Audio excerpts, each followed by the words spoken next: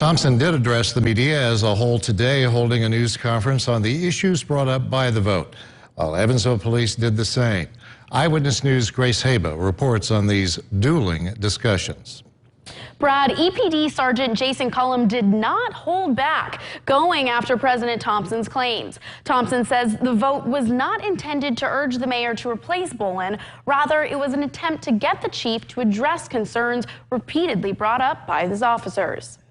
Dueling press conferences showed discourse among public officers today. By design, a no-confidence vote in a chief is a public action.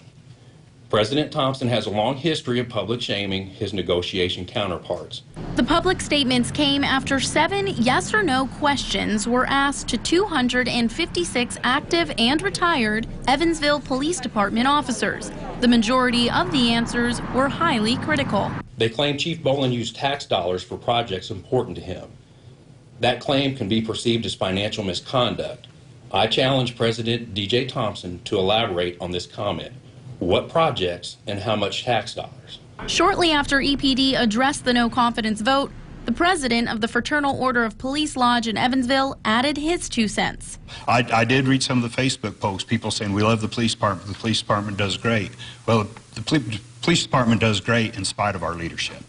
One major issue addressed in the vote was the lack of new applications to join the police force. The lack of manpower has resulted in slower response times and decreased safety of our citizens.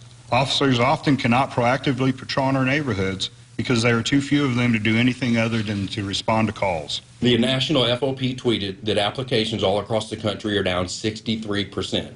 The national FOP acknowledges the nationwide staffing issue, but the local FOP wants you to believe it is the Chief Bolin leadership issue.